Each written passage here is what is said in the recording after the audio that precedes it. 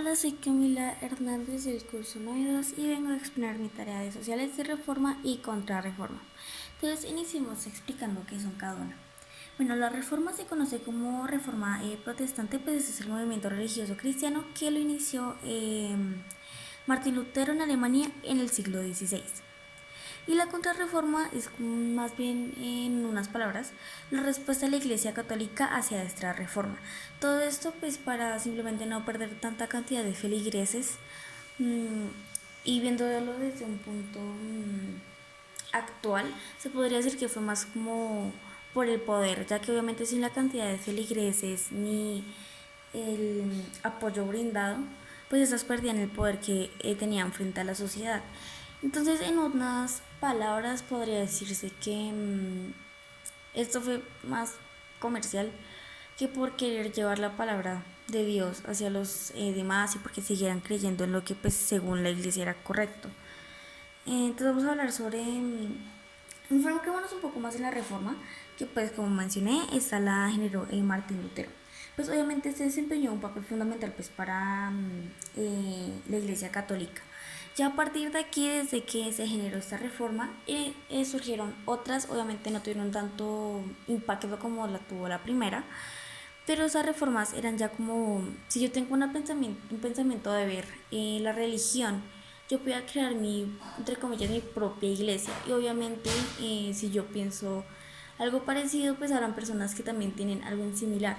Entonces se crearon varias iglesias, varias con diferentes conceptos, obviamente a otras ideas que tenían sobre la religión, pero la principal es la que tuvo mayor fuerza porque fue como el primer impacto que obtuvo la religión católica. Fue la reforma Martín Lutero porque fue la primera que se generó.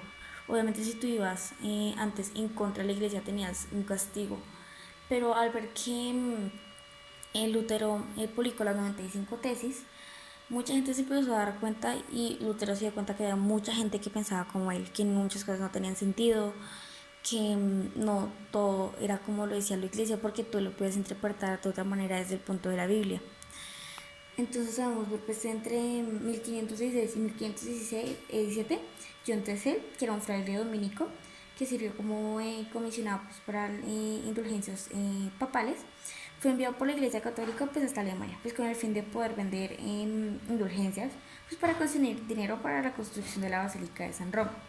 Lutero protestó pues, contra la práctica de la venta de indulgencias pues, que estaba generando Alberto, un arzobispo de Magnusia y Magdeburgo el 31 de octubre de 1517.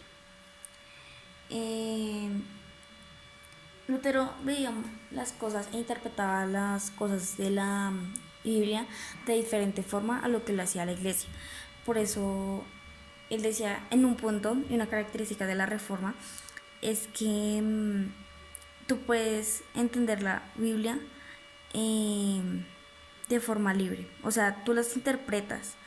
Entonces no siempre tú vas a tener el mismo punto que otras personas la van a estar interpretando. Y bueno, Lutero después colgó una copia de sus 95 tesis en la puerta de la iglesia de Castillo de Wittenberg. Ese mismo día pues también había redactado la carta pues, que se considera el origen de la reforma protestante. Dentro de 2 semanas después de eso, sus tesis se recorrieron toda Alemania y en ellas se conocía en toda Europa. Y pues esta reforma protestante no concluyó sino hasta la paz de Westfalia en 1648. Obviamente, y como dije, si tú ibas a encontrar a la iglesia tenías ciertos problemas con ella. Entonces Lutero fue rápidamente seguido por Calvino y Ulrich Zwingli. Y pues este último comenzó su protesta en Suiza, casi al mismo tiempo que Lutero en Alemania. Estos son más bien feligreses a la reforma que había creado el Lutero. Como mencioné, ejemplo, Ulrich creó su propia reforma, entre comillas, en Suiza. Y pues desde ahí se empezó a repartir el surgimiento de diferentes formas de religiones. Bueno, después de esa excomunión de Lutero, los escritores de Calvino pues ayudaron a impulsar el movimiento en Suiza, en Escocia, Hungría, Alemania, pues en toda Europa. Zwingli y Calvino fueron apoyados por el ayuntamiento de Zurich y Ginebra, y estos comenzaron a gestarse por grupos protestantes, así como los luteranos, los calvinistas, presbiterianos, angelicanos y anabatistas. Estos son los seguidores de estas protestas. Como a los creyentes de las feligreses, pues ellos también tenían como su propio grupo de seguidores. Vamos a hablar ahora de unas características pues, de la reforma y contrarreforma. Pues como ya mencionamos, la reforma esta principalmente no reconoce las autoridades de la Iglesia Católica Romana y pues también propone recuperar los valores del cristianismo principal. Entonces, obviamente esto también generó mucha conmoción en ese entonces. También se no posee una jerarquía eclesiástica, o sea, como de el mayor es el Papa, después le sigue el obispo, algo así. Esa también promovía pues, por la venta de indulgencias por parte del Papa, o sea, iba en contra. El rechazo a las prácticas corruptas de la jerarquía eclesiástica católica, obviamente también en estos tiempos se presentaba casos entre comillas de corrupción y pues obviamente si se suponía que servían a Dios y eso estaba mal visto porque lo ejercían y fue una de las cosas que Lutero pues rechazaba. Reduce los sacramentos a solo dos, que era el bautismo y la Eucaristía. Obviamente pues la iglesia tiene más. No acepta la veneración de las imágenes ni del purgatorio. Se considera la Biblia como la única fuente de la palabra de Dios y la fe como único camino hacia la salvación. O sea, yo puedo haberme guiado de la Biblia, pero la interpreté a mi manera y yo digo que es de esa forma porque yo la interpreté así, y no necesariamente. O sea, decía que, y ahí vamos al otro punto, que decía que considera que las Sagradas Escrituras pueden ser interpretadas libremente por los creyentes. Yo puedo querer o entender de una forma la Biblia y tú puedes entenderla de otra.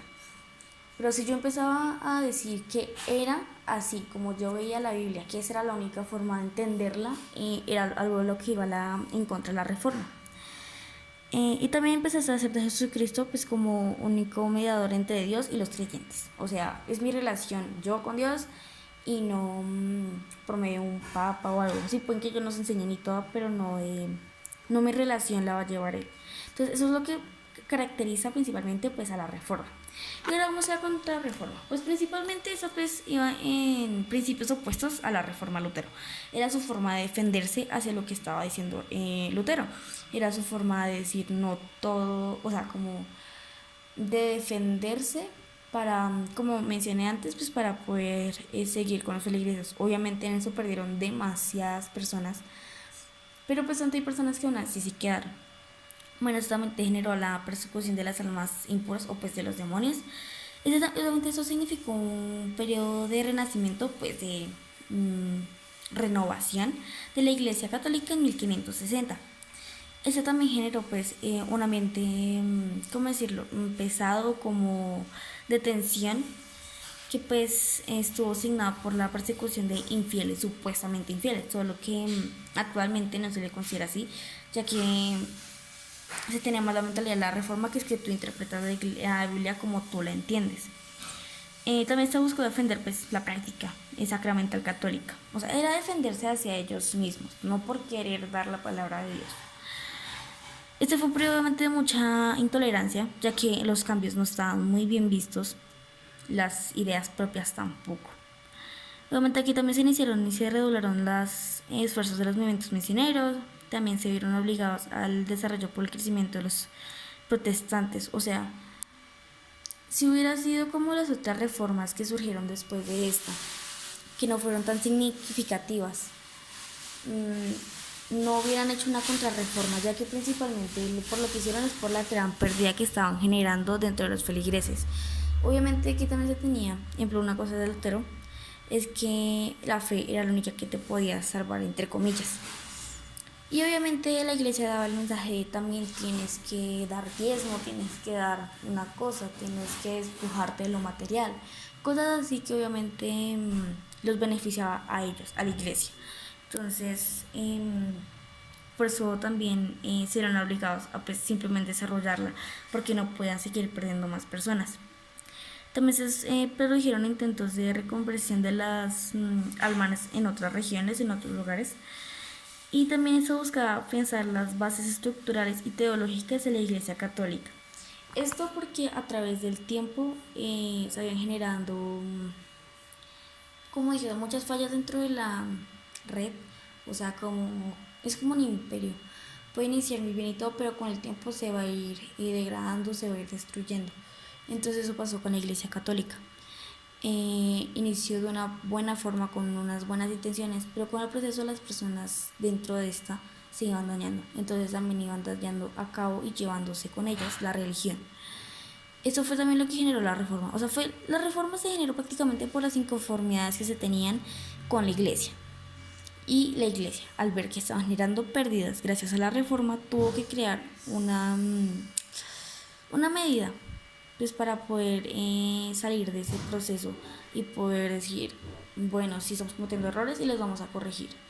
Y donde también serían, como mencioné, estructurar otra vez sus bases teológicas. Bueno, pues como un pastor, siendo pues la forma de la reforma, en la cual, como mencioné también, muchas personas empezaron a crear sus propias ideas de religiones. Podían estar de acuerdo con muchas cosas de la reforma, con muchas cosas de la contrarreforma y muchas cosas a nivel personal. Ya, muchas gracias por su atención.